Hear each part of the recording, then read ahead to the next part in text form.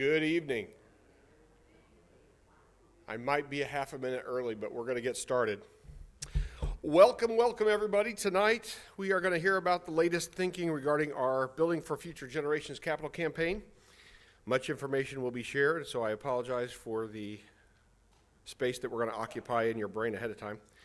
There will be a question and answer time after the presentation, so jot down any and all questions that you may have, and we will address those. Somebody will come around to you with a microphone and we'll address those after the presentation is over. Let me open us up in a word of prayer. Father, we come to you tonight recognizing how awesome you are.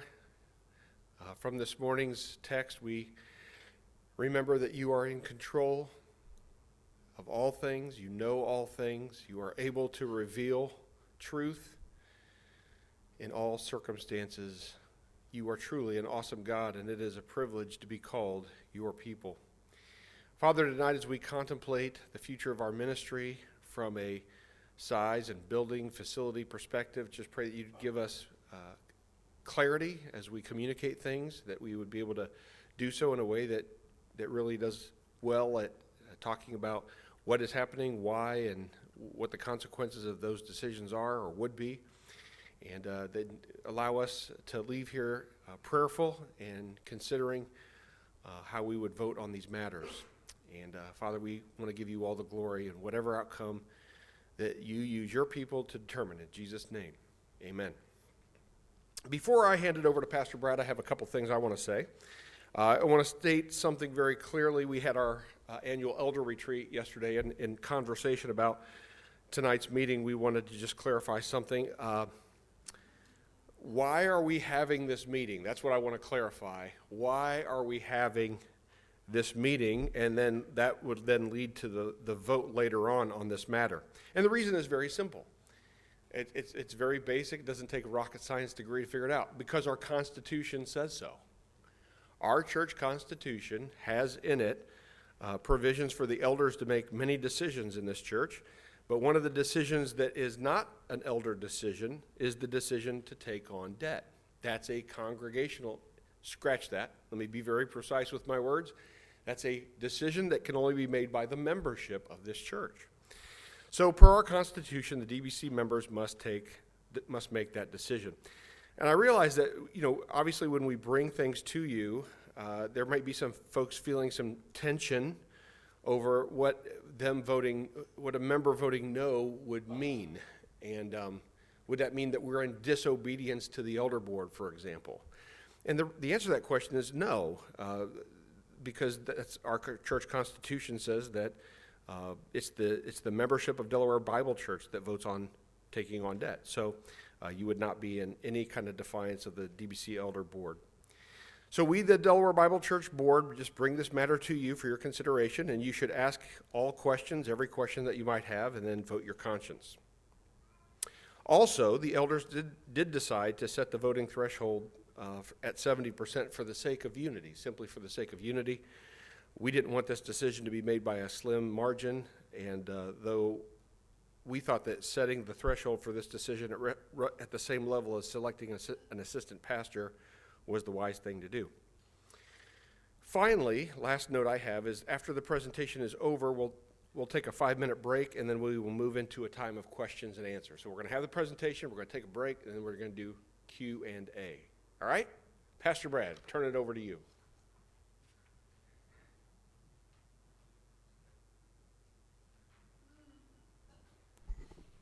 Good evening, everyone. As you came in, I hope that you grabbed the two documents that were out there. One is a summary of the other document, and that other document should say Congregational Information Meeting and today's date, 1/21/24. That is going to be your main reference point for our meeting tonight. I thought a lot about putting together an elaborate PowerPoint for our time together. And the more that I thought about it and the more that I reflected on this meeting, the more that I thought we spent a lot of time making sure everything that you need to know is in this document. So please have that close by, as that's what we're going to refer to tonight. Along with that, I know that there are many people, due to sickness, due to many different reasons, they're not able to be here tonight. And I just looked a couple minutes ago and noticed that they are streaming our time together. If you are streaming with us tonight, you can go to the website, delawarebible.org, and on there is the rotating banner on the front, and you can click on Building for Future Generations, and you can click where it says Find Out More, and for tonight, for the meeting only, it will take you to this handout so you can follow along. Now, after this meeting is over, that will go back to the normal page, but then when we email this video out to you of our time tonight, you will see it on there. Those things being said, over the last several weeks, I've been thinking often about the campaign and often about the start of the Building for Future Generations capital campaign. And I was thinking about the time that I was asked to preach the final sermon of the campaign, which was the same day that we made our official commitments to the campaign back on November the 14th, 2021. It was there that I began by sharing the history of the church, of Delaware Bible Church, and of Delaware Christian School, and I asked a question that I've thought about many times recently. That question was this: think for a moment of how drastically different your spiritual and personal life would be without Delaware Bible Church. Now, I think for those who are gathered here, for those who are listening in, you probably, in many ways, can't imagine that. Or there would be a major void in your spiritual life if it wasn't for this place. And for many of you, like me, you are the beneficiary of the previous generation choosing to build for future generations. I honestly couldn't imagine my life and my spiritual journey without Delaware Bible Church, and by extension of that, as we're all one ministry, Delaware Christian School. As just 5 years after the auditorium we sit in was completed, Delaware Christian School began with 50 students and enrolling our very own Kay Swartz to be the first hired teacher here. We are the benefactors of others who chose to follow the Lord in obedience and to build for future generations. And God has blessed the fruit of our labor for 66 years now as a church, and celebrating 50 years this year as a Christian school. Now, I will tell you, over the last 5 weeks of my life has changed very dramatically with the birth of Anna and I's son, Jack, and now I've been thinking much differently about how I can invest in the next generation in a way that I haven't really thought about that before. I'm realizing many things. I'm realizing that my son will never live in a world where the majority will hold to the Christian doctrines and ideals that I hope that my wife and I have the opportunity to share with him.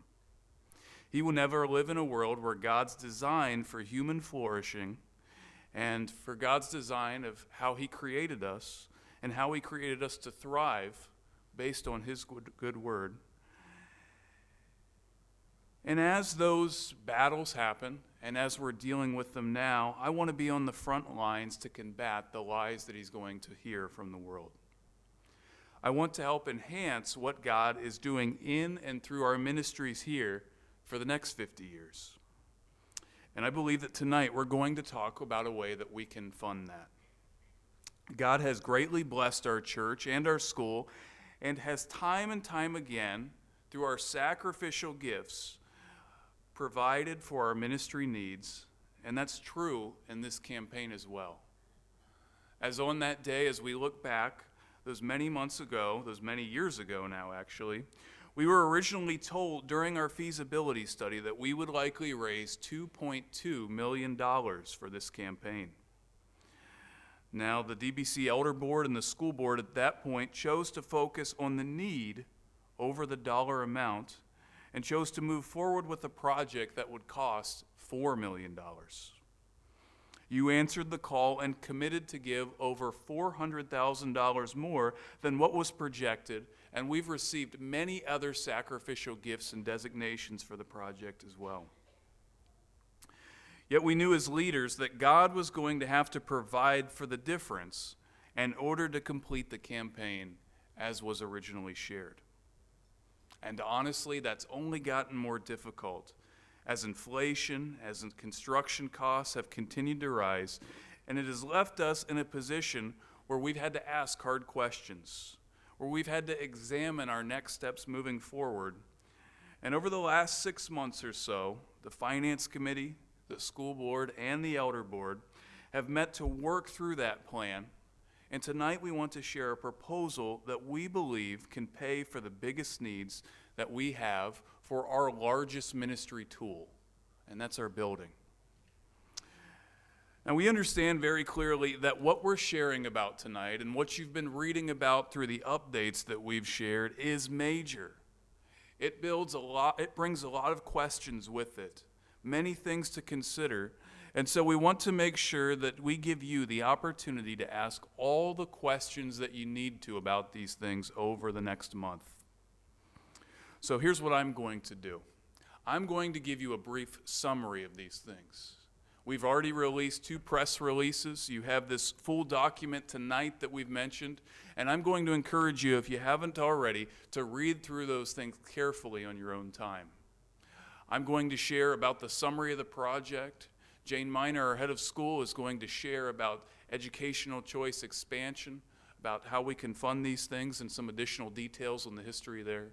Pastor Scott will share a few thoughts, and as we shared there, we'll give you about a 5-minute break to breathe for a few minutes, and then we'll answer some questions. That being said, if you have a question on anything that's shared, again, please write it down. And at the end of our time, Lord willing, we're going to have 20 to 30 minutes for Q&A time. Now, that being said, I want to encourage you to take that handout, the main congregational information meeting sheet, and turn to page 5. Pages 4 and 5. And you'll see letter L there at the bottom of 4. And it's going to give you a follow-up meeting schedule to look at. Now, I share this because, again, we want to make sure that we are transparent, that we do all that we can to answer all of your questions about everything that's being shared. And so I want to start out with the schedule for that. This upcoming Thursday, an edited video will be sent out to both the church and school families from this meeting. Now, this will not include the question and answer time here.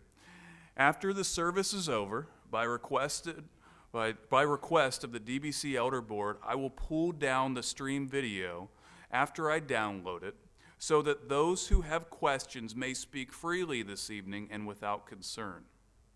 The Q&A portion of the service will be available upon request for members who ask me for it, and you've got to ask me for it because I'm the only one that's going to have the download. From that, I will form up a frequently asked questions sheet that's going to be sent out 2 weeks later that will highlight all of the main questions that we will receive during this project. That being said, beginning next week, for the following 2 Sundays, I will be available in the Commons during one of the 2 services. Next week, that's from 10:30 to noon, and the following week from 9 to 10:30 to answer any questions that you have in person. I'm also in the office Tuesdays through Fridays, and as well, in 2 weeks from now, again, we will pass out that frequently asked question sheet, and then we're going to have another meeting here.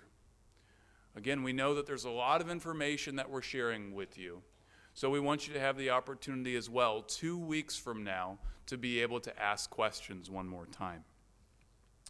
And that being said, the following week, on February the 11th, on Super Bowl Sunday, we will have our congregational vote on this matter, and our goal is to do that in between services.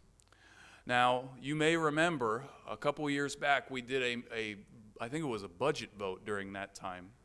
And it's something that we really have learned from on if we're going to do that, how to do it. And so we will make sure that beginning at 8:30 a.m. you can sign in to do that, and we'll make sure that Sunday school teachers, that all who are involved are able to get in as soon as they can and vote so that we can do so cleanly and then get people out of the room and into the room for services there. So again, that follow-up meeting schedule is there to make sure that you have all your questions answered. But let's now talk about what we're going to be voting on. Now, we're going to walk through a summary of, again, the project, the scope of what's changed, and some of those details there. But I want to be very clear from the jump that what we are voting to approve is to borrow the majority of the remaining money needed for the capital campaign through Ed Choice expansion and through the proposal that's listed there on your document. Let me be clear, we are not voting on the design of the building. We are not voting on the project itself or anything else other than what's in that proposal. And if you would, please turn with me to page 3 in your document as we look at that proposal. The proposal that we're going to be voting on is this: that to begin construction on the Phase 3 expanded building project, we need to finance as much as $5 million. The number represents the maximum amount that we would borrow, and any additional funding required will come from general fund surpluses and continued fundraising efforts. And let me say this, that we have packed a lot of contingency in this number. So it's our hope, it's our goal, and from what we've seen from our builders so far, I don't think we're going to have to worry about it this time unless we continue to face major inflation, that we're going to have to look at many other fundraising things there. But the DBC, Elder Board, and School Board have approved this plan. But in accordance with our church constitution, DBC membership must vote to approve the proposal of borrowing up to $5 million for this project. Due to the importance of this issue, as Pastor Scott has shared, we are looking for a 70% affirmative vote to pass. And so we're asking for your consideration on this matter. Now, that being said, let's talk about the project so far. As you all have seen and know, we have already been using the first 2 phases of the project, and they've been a great blessing to our ministry. As we started out the projects, the first phase that we had was the storage building, which is now complete, and we are making great use of that space. If you've ever spent too long around here, you could tell storage was always a major need around here. And as well, we had to do something with the current storage buildings to make room out back for what will be the classroom expansion. We are greatly utilizing the storage, and many of you have already seen through our youth group ministry, through our Sunday school ministry, through classes every single day in the rooms, that the multi-purpose rooms are already a great addition to what our ministries here and what we're trying to do. Now, you will also see in the document that we have found ourselves over budget, but not grossly over budget on both projects, and that's due to many things. It's due to inflation, it's due to construction costs, and it's due particularly in Phase 2 in the multi-purpose room on expanding the project. You may remember that originally when we shared about the multi-purpose room, the size and scope was much smaller, as we were just going to put it in the courtyard there. But architectural issues, all the many issues with drainage and rain and all those things made it so it wasn't advantageous to do that for the money. Instead, we moved it out front where we were able to get a bigger space. But with that, we went from a big empty room to 2 classrooms that we needed to put a partition in, that we needed to put televisions in and AV equipment. And so those things added cost along with the inflation. Yet as we look at them, we see that we did it right the first time, and look at how much use we're already getting out of that space. As well as we met with our builder to work through the next steps on Phase 3, we had about $1 million in hand to continue to get everything ready as we continued to determine next steps. And we were told at that point, this was about 2 years after the beginning of the project, where we were told that the classroom expansion was up now about $1 million from the original about $3.3 million budget. Now, as we looked at that, we continued to hone in on the fact that some other things needed to be done in order to make this work, to do it right for all of our ministries. We needed to add other projects, such as relocating some church offices to the first grade room after the project was done, so that Pastor Aaron, Pastor Russ, and Jim would have their own spaces to work. We needed to do some more work, such as the work that we had to do in grading up the area where the storage building was placed, as that was the best location to do it. And some of those things just cost more money there. But as we looked at the project, we also saw one need that continued to come up over and over and over again, and that was the need for another gym. If you were to come here on a Wednesday, you would see that the gym is literally in use from 7 a.m., sometimes even earlier than that, to 10 p.m.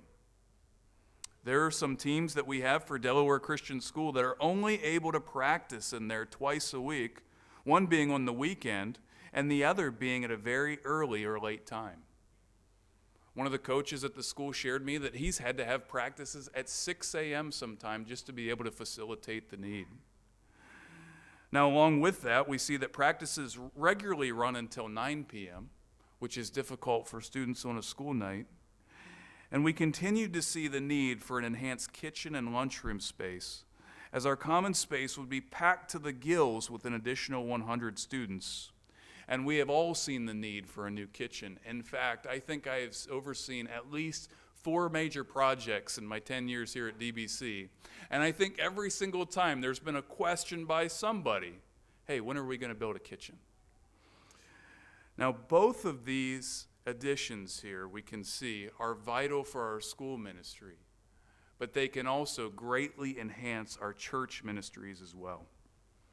If you were to come here on a Wednesday night, you would see that gym space is at a premium, as we are trying to, within an hour and a half time span, fit in 3 groups of Awana and the youth group in there before men's basketball comes in after that. We could use the space greatly for Vacation Bible School, for other youth ministries. The new wing, along with the kitchen and the multi-purpose gym, could be used specifically for our Awana space. It would provide a wonderful space for funeral dinners, for church carry-in meals, and for many other athletic-style events that we could have at the church. It allows for greater flexibility for the commons, for the multi-purpose room, and other spaces that we can use. We can also look at how we can utilize these rooms for Sunday school, for our counseling ministries, and we can see again that in our partnership, that we can use these for all the ministries that God has allowed us to do with our largest tool, our building. We truly believe that the changes that you see listed in those renderings greatly benefit Delaware Bible Church ministries and all of those ministries in a great way. So how are we going to pay for this? Well, DBC and DCS continue to strategically partner together to pay for shared expenses in our ministry, and the proposal that we're sharing allows this partnership to continue to be enhanced. And let me say, as we've continued to, over the last several years, through the 3/7, 4/7 split, through the continued partnership between the two ministries, we've continued to see a great balance there in shared expenses and what's being paid for to a level that we haven't seen before, and we're very grateful for that. And so as we look at how we're going to shoulder the load together on this, Jane is going to share more details in a few minutes. But let me just highlight a few things. Through this plan, Delaware Bible Church would continue to pay for its share of shared expenses, as well as any major building facilities needs that we can do. Delaware Christian School would continue to pay their fair share while restructuring tuition through EdChoice expansion in such a way that increases revenue to the school while reducing out-of-pocket costs to families. EdChoice expansion not only will help us to pay for the debt, but it also allows us to pay our teachers more and to better supply our teachers with their needs in the facility. Again, Jane's going to share more about that in a little bit. But I want to briefly share about the loan that we're looking at taking. Now, I, as a representative of the Elder Board, contacted several different banks about our different options for a loan. And the one that stuck out to me as the best fit, and that was also agreed upon by the Finance Committee, by the School Board, and by the Elder Board, was a company called Grace Financial. Now, Grace Financial is a ministry of Charis Fellowship, and it is known as the borrowing network of Grace Brethren churches. As we looked at borrowing from them, currently loan rates are up, and our loan rate would likely range from 7.75% to 8%. But if you've looked at the news recently, you have seen that they are coming down some, and we won't know for sure what that rate is until we come to an agreement and lock it in with them. We also have the option to take out an 8% loan for 5 years, with it then becoming a 5-year fixed rate every 5 years for the rest of the loan. And that is under on page 3, letter G there, the loan. Now, what's interesting about Grace Financial that we can't get from a traditional bank is that our interest will go into paying for the operating expenses that they have under their ministry. And then the rest of the interest goes in for like-minded ministries such as churches and Christian schools like ours. So in many ways, we're paying interest towards missions giving. Now, we also have to worry about very few fees with Grace Financial. There's no penalty if we pay off the loan early with them, and the only setup fees are state and local fees that are required. They work with us as a ministry. They understand how churches and Christian schools work, and from what they've shared with us, we don't see any concerns regarding approval from them. Now, if you are interested, in the Commons, there are cost projection sheets that show potential timelines for when we would be able to pay off the loan. Now, the problem with projections like that is just about the time that you make them, somebody gives another donation that completely throws them off. But based on what we can see out there, in the best case scenario, it will be 6 years that we would be able to pay off the debt. That being said, if a generous donation comes in, that could completely change that. And as we see with this loan, it is very much like a home equity loan or very much like a construction loan, where we just don't get the loan in a lump sum. We get it in draws as the project continues. So we could use most of our money on hand first, and that's what we would plan to do, and then we would be able to take out some money for that. During that time of construction, we only pay interest on that. And then after construction is finished, the job is done, the loan becomes amortized, and then we pay it off over what we are proposing for 20 years there. As we've looked at our ministry, the Finance Committee originally looked at the books for Delaware Bible Church and saw that with our expenses and where we were at, we could contribute towards the loan as able, but we could not been able to finance it. We could not just pay it off month by month to help with these things. So again, there's that partnership. Delaware Christian School has Ed Choice Expansion where they could, through tuition, be able to pay this, and we could then be taking care of the ministry needs here to help them shoulder those loads. As we look at this then, let's go all the way to page 4, letter K, where it says next steps. And this is what we'd like to encourage you in at this time. We would like you to prayerfully consider how the Lord would ask you or would cause you to contribute towards this great need. Many of you made commitments back there in November of 2021. We're not going to twist your arm. We're not going to give a big emotional appeal, but let me simply ask you this. In stewardship, could you extend your commitment an extra 1, 2, or 3 years? Maybe for you, you weren't here at that time and you can make a commitment for the first time. Would you consider doing that? Beginning next week, we will have updated commitment cards available, and you can submit them in the offering boxes. They'll sit right on top of those. Those commitment cards help us to see where things are coming in and give us an idea of how the payments will come in for the future for this. Could you consider giving an additional one-time gift towards this need? If so, just make sure to mark your check, envelope, or online gift with Capital Campaign. Additionally, I would encourage you to get all of your questions answered prior to that congregational vote. It is our hope that as we come in for that vote, everyone will be informed, everyone will be ready, we could take the vote quickly, And then our goal, our plan is that we're not going to distract worship with finding out the vote. We'll take the vote, we'll put it in the ballots there, and then we'll have our second worship service together. After that service is over, we'll get a group to count those ballots, and then we'll send a one call out with the results later that day, as we don't want to distract from what God's going to do through the Sunday service that morning. One of the things that's not in your document there is what happens if the proposal is approved. If the proposal is approved by at least 70%, then we will move forward with loan approval. We will let our builder know, and it's possible that we can begin around July, Lord willing, being done with the project by the start of the following school year. That would be the 2025-2026 school year.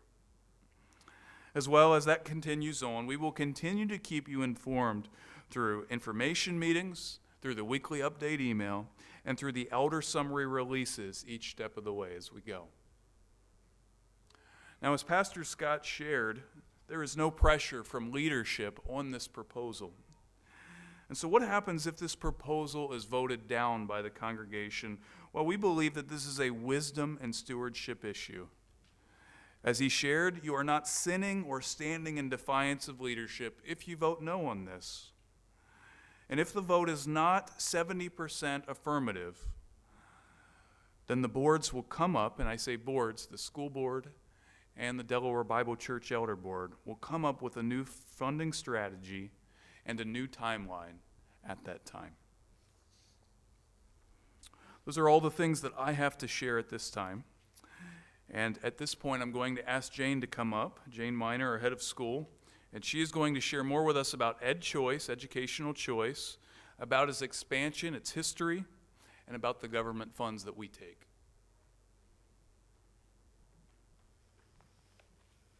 Thank you, Brad.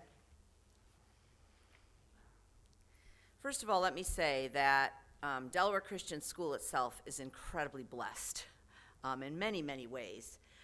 One of them being that they are a ministry of Delaware Bible Church. A Christian school that is a ministry of a church has all kinds of benefits, and I can't go into those because I'd be up here way too long. He only gave me 15 minutes to talk about the school, but it's just a tremendous blessing to be able to partner with a church and to be able to be a ministry of a church. But the other benefit that we have is that we're placed in Ohio. I have the privilege of fellowshipping with several administrators that are from different states, West Virginia, Kentucky, Indiana, and none of them get funds at all from their state, nor do they get support from the state. So when I go to these meetings, they're like clueless about how we handle our budget.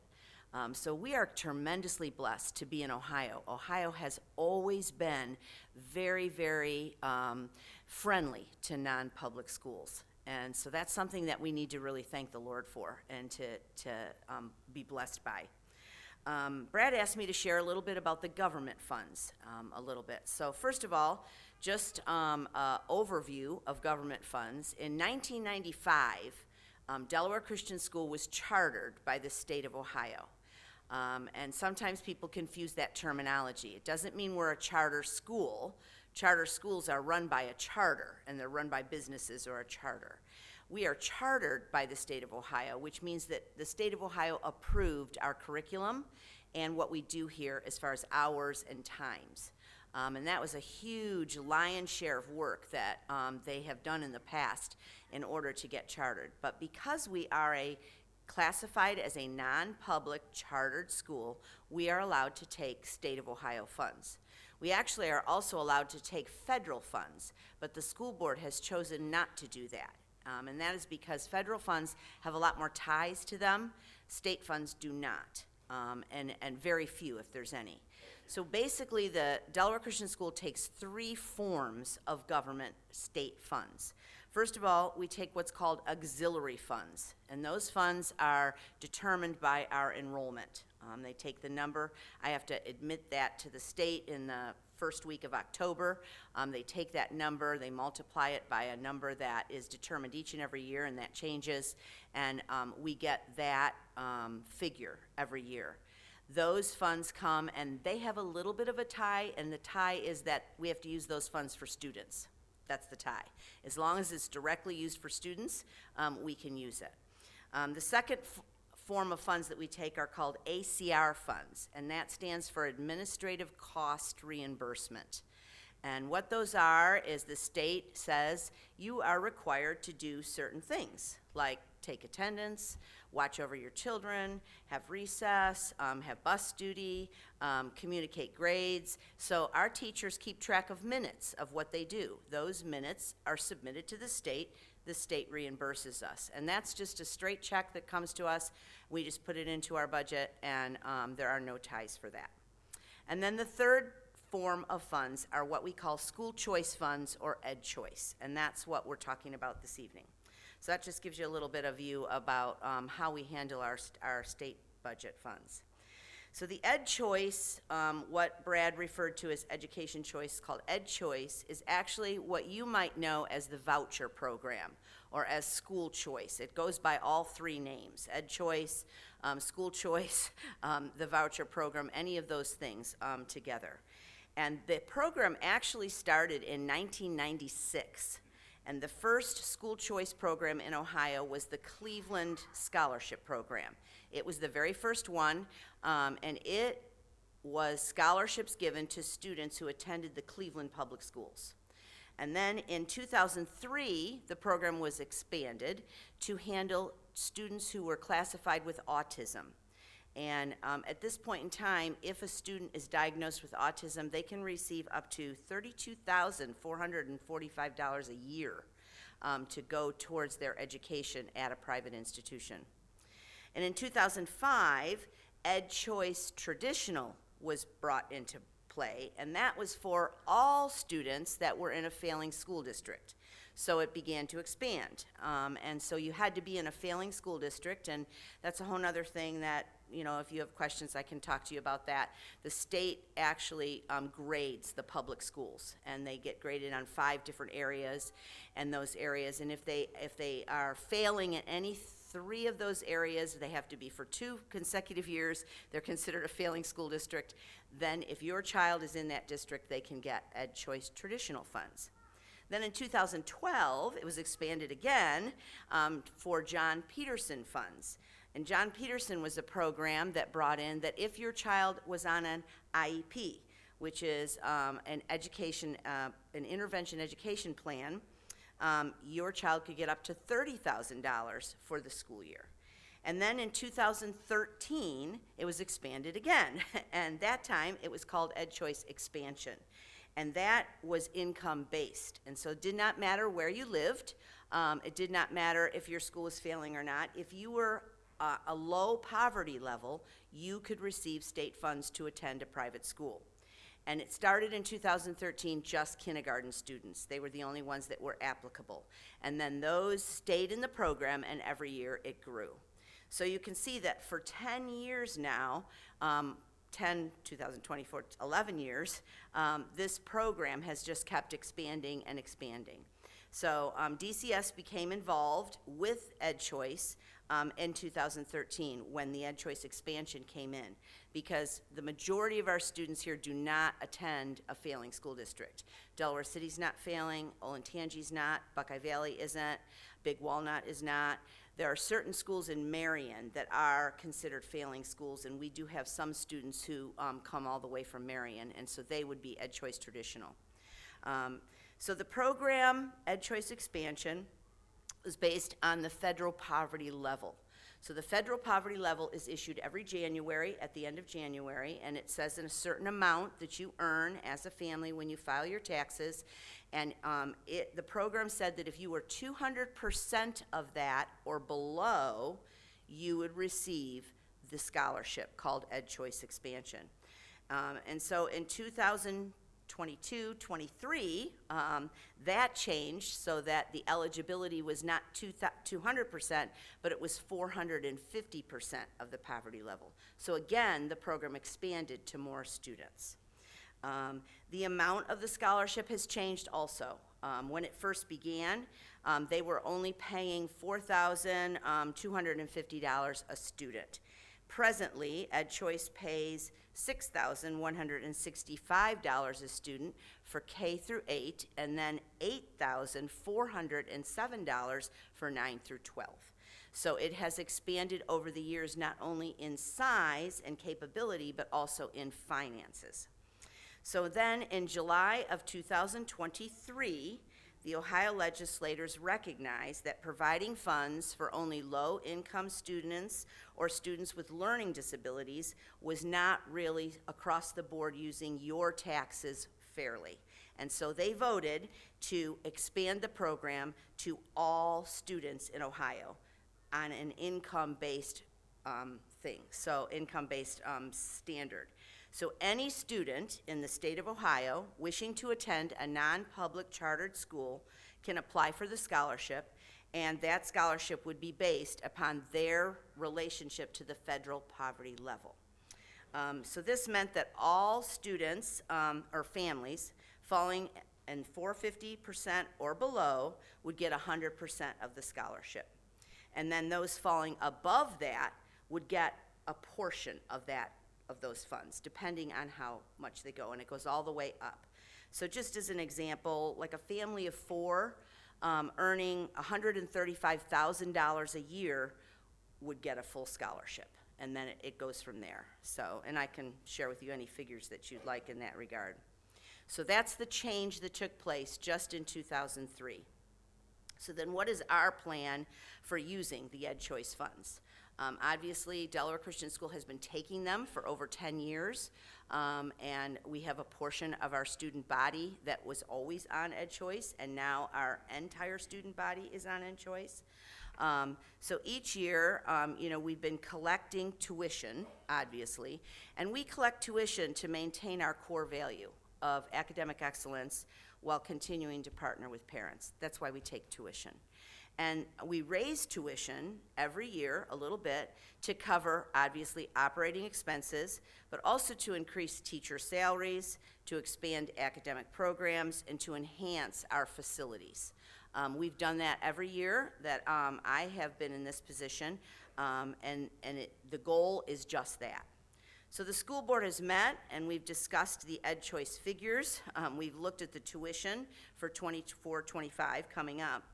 By raising the tuition over the EdChoice amount that all students will be granted and charging our parents just the difference, we can not only continue to provide for those increases of our teacher salaries, of academic programs of our building, but we can also help pay for the loan that will enable us to build and expand our things. So the board feels like this is a win-win situation. We're in the middle of having a need, and God has provided it through the state officials. And I think we're learning in the book of Daniel that God does that often. He uses the secular universities. He's in control of all things, of all kings, of everyone. And I just feel like at this time, if I could just segregate for just a moment, when the pandemic hit, many parents had to educate their children at home. And that was when they realized what their children were learning in the public schools. That was the first time many of them even saw the curriculum, and they realized what was being taught. And so from 2020 on, every Christian school has just expanded. We are all in the same position. Every meeting that I go to, everyone is building, everyone's crowded, everyone's growing. Parents are beginning to realize that to train their children with a biblical worldview is the only way to help them handle today's culture. And that's what we do. Our goal is to train students to think biblically, because we know that then they will have the answers that they need to live in today's culture. So we feel like EdChoice has come at the right time. And so we feel it's our wisdom to try to use it. So we're going to, the school will gain valuable funds by doing this, by raising it a little bit above the EdChoice figure. And then our parents will not have to pay full tuition. They will only pay the difference. In most of our parents' cases, that will be less than half of what they paid before Ed Choice expansion existed, during the 22-23 school year. Some of our parents will have to pay more, depends on their income level. But it will allow us to help pay the loan and to provide the much-needed funds that we need to enhance that space. So the question always comes, is using Ed Choice really wise? Is it a solid plan? It's the government. No one can really answer that. It's the same with someone who is maybe purchasing a home. Are you going to be able to pay your loan payment for your home your whole life? No one knows the future. But we can look back and we can try to make a wise decision, and that's what we're asking you to pray about, and that's what our board has been praying about for months. First of all, remind you, the school choice program has been in existence for 29 years, and it has only grown in availability and in funds. So it's a highly established program in the state of Ohio. When a program like that is established into the state, it's very, very hard to get it out. There's a lot of steps that would have to take place. Second of all, I want to remind you that it is a program that allows students to go to any non-public school. So we're not talking about just attacking a school like ourselves that would be teaching a biblical worldview. This program is being used by the Catholics and by the Jews and by anybody who's a non-public school, any of the community schools, any of the charter schools. Any of those schools are being used by that. And some of those organizations are even stronger than we are. And to fight against them and remove that program would be almost impossible once a program is in place. There's a lot of argument that the public school will lose funds because of this. And that is just a false argument. It's just not true. First of all, the state in 2009 created a formula so that the public schools would get their funds and would not be hurt by the voucher program. So any funds that go towards the voucher program, the formula, and it's very complicated, and I can share it with you and give you articles if you need to read those. But basically, it just assures that the state, the public schools will get their money. There's also a law on the books that says that if any school district, public school district, feels they do not have sufficient funds, they can go to the state and prove that they don't have sufficient funds, and the state will bail them out. The law says they have to. So that law is also on the books. The public is not losing any of their other funds. Your property tax levies are not included in this, so they get that. They also get their federal funds. So they get all of their funds on top of what the state would already give them. In the years that I was sharing all of the Ed Choice, the public funding has also increased. So it's not just, state of Ohio has not just increased private funding, it's also increased public funding. And it's actually increased it at a higher rate than what the figure is for Ed Choice, for the vouchers. The budget that passed Universal Ed Choice also was passed to increase 12% of the funding to go to public schools. And that's larger than the percentage that Ed Choice got. So this doesn't even include other funding that sits in the state of Ohio, such as they have literacy initiatives, they have career technology things, that's millions of dollars that they give to the school, and that doesn't even include the state funds that they get. So just to give you a little figure, the districts basically are getting anywhere from $13,000 to $18,000 a student to educate in the public school. And Ed Choice only gives us the $6,000 for K, $6,165 for the K to 12. So you can see the difference there. The public school is getting their funds, and it's not hurting them at all. So also, the arguments against school choice that are coming out are having issues. They're having problems. First of all, the basic premise is to remove parental rights, and that's a real hot button right now, and it's not one that in the state of Ohio is really fairly strong. And also, the state auditor is presently looking into the lawsuits that are being made, and he has asked, there's the lawsuit, the one that's still in existence, there's about 100 schools that are saying, oh, this is horrible. The state auditor has asked them for a renewal of how they're using the funds to sue. Because what's happening is they're using your tax dollars, which is allocated for education, and they're using it to pay lawyers to sue another school. And they can't do that. So right now, the lawsuit is on hold because the state auditor is trying to find out, how are you using those funds? Where are you getting the money? And if you're using education money, you can't do that. So it's kind of in trouble. So that's just as brief of a summary as I can give you. Hopefully it's helpful. The information is helpful to let you know kind of how we use the funds, what we're going to do with it, and then why I think it's a solid idea to use. So hopefully you wrote down questions, and I'll be more than willing to answer any of them, and even more about the school if you have any.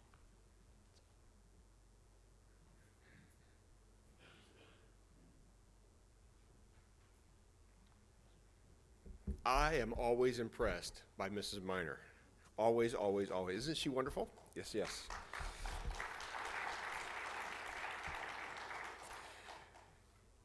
I'm batting cleanup here. I only got like 5 minutes, and then we're going to take a break and then do Q&A. So I'm supposed to answer the question, why are we okay taking government money from kind of a biblical standpoint? And some of the things that have been mentioned, Mrs. Miner has already mentioned. I really have 3 things. Number 1, the money that we pay in taxes is being collected for the purpose of educating students. And we do that here. We educate students at Delaware Christian School. As Mrs. Miner pointed out, the public school receives state funds, tax levy funds, and federal funds to fuel their public schools. We are only receiving a fraction of this in the form of state funds because we are not able to put a tax levy on, and federal funds come with too many, I think you said ties. I'm going to use the same word. When she says ties, what she means is there are things that we must do that go against our mission. In other words, the federal government would say, you can't say these things, you can't do these things if you take these funds, so we say no. So I would say it, no strings attached. They have strings attached to the federal funds. And because, for that reason, we don't take them. And so the reason that we feel comfortable taking these state funds is because there are no strings attached, other than attendance and stuff that any education place would do. But they're not telling us that we must not speak biblical truth to our students. So for that reason, we're comfortable with that. Secondly was the strings attached things. There are currently no strings attached to the state money we are receiving. The leadership of DCS and DBC agree that when strings become attached that would hinder our mission to educate our students from a biblical worldview, we will stop taking them. Period, full stop. We will stop taking them if that were to become the case. Never has been, and we don't anticipate that it will be, but more sinister things have happened. Third and finally, and there is at least one biblical example of God's people receiving funds from a pagan state. So if you read Nehemiah 2, you may know the story. Nehemiah appeals to the king, let me go back to Jerusalem and rebuild the walls of Jerusalem. And he is given permission from the king of Persia to go back to Jerusalem and rebuild. And he's given aid in the form of 2 things. Number 1, permission letters, that's in Nehemiah 2:7, and building materials in Nehemiah 2:8. He's asks for a letter to get all the cedar wood that he needs to rebuild the walls, and the king grants him that. So this is descriptive, not prescriptive, and certainly, I'm not trying to stretch anything out of its normal shape. I'm just saying that God's people in that case did not decline to take material aid from the king of Persia simply because he was a pagan government official. When he offered up the aid, they took it. So that's really all I have. I did some reading on this topic too, and I'll just say that Christian schools especially, keeping their eye on the government to make sure that we are staying faithful to our mission and not accepting funds with strings attached, is something that all Christian schools are doing on a continual basis, and we will continue to do that too. I'm sure that the second that Mrs. Minor feels hindered in her mission to execute quality education from a biblical worldview is hindered by state funds, we will stop taking them. She will recommend that we stop taking them. That's all I have. We're going to take a 5-minute break, and then we will come back and do Q&A until you want to stop. So 5 minutes, go.